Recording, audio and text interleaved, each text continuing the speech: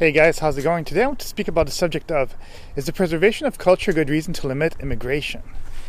If you really think about it, well, the thing is in our society,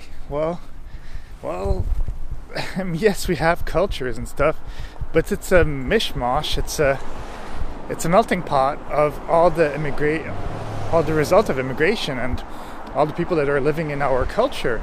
The thing is that no one place in the world is perfectly preserved in some way, because actually, if you really think about it, the culture wouldn't exist if there wasn't some mix from one person or the other, or one culture or the other. Just the fact that we in America speak English, well, it's the result of having people that came from the modern Western world and that discovered, or they basically took over Northern America. And then in South America and South America and Central America and stuff like that, well, they have Spanish, which basically they used to have all these Aztec and all these different languages and stuff like that, but it became Spanish. And in some places Portuguese, because, well, those were the people that were colonizing. And the same thing happened to Northern America and even to Canada and stuff like that with the French. And that's why it's very hard to say that we'd want to limit immigration for that reason.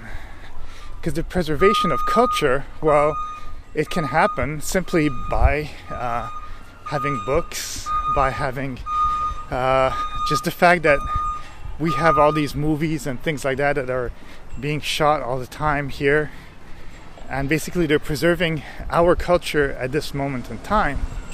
Same with photos and whatever historical things can be discovered.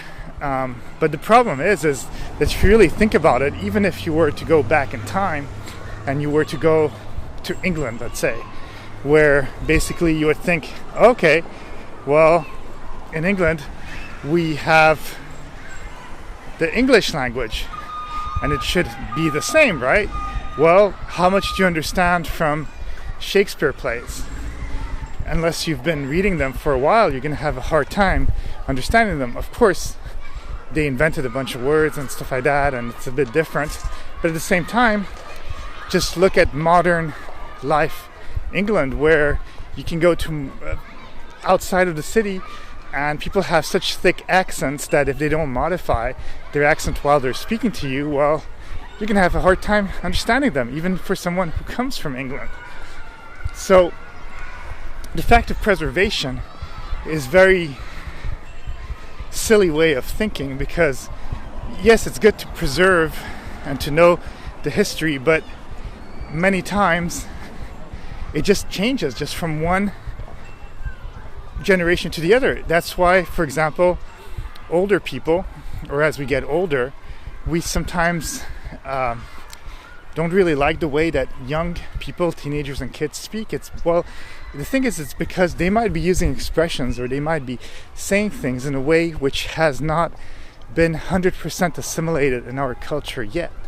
So the thing is that it sounds weird to us, it sounds wrong, but then if those people grow up, well, they'll keep on speaking that way, and that'll become normal. And then they might teach their kids to speak that way too. And then the kids will get new expressions and stuff like that. So the thing is that the culture is always evolving.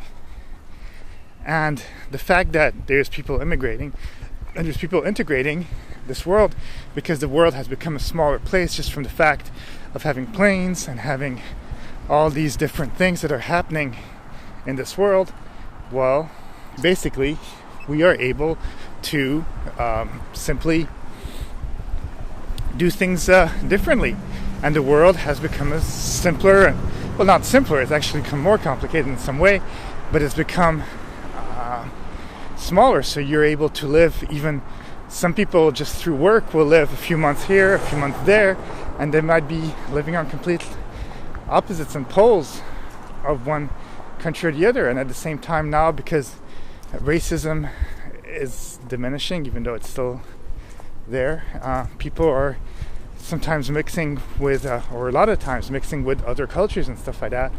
And because of that, now new cultures are arising and new ways of thinking are coming. And if you were to say, hey, we want to preserve the culture of one country 100%, well, that means that you would literally not accept anything that comes from any other country.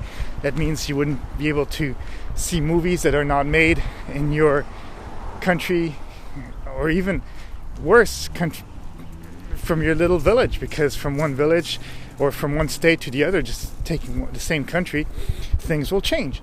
Things will change. So we need to accept differences. We need to actually embrace them. And we need to, as a society, understand the fact too that we are just human. We are also just living in a society, and we live in a world, and we live in a universe. And because all of these things are part of the real world, we need to accept that they are part of us, and we should limit less, because we're not so different. And a lot of these things that happen in our world, well, they're invented by us, or invented for the better of people or the better of the wealthy, I don't know. But that's the thing. We need to accept all these things, and we need to be more comprehensive and understanding of other cultures, and we should accept everything and be eager to learn these things too, and not always be stuck in our ways. So that's it. That's all I have to say on the subject. Have a great day, and I'll talk to you soon. Bye.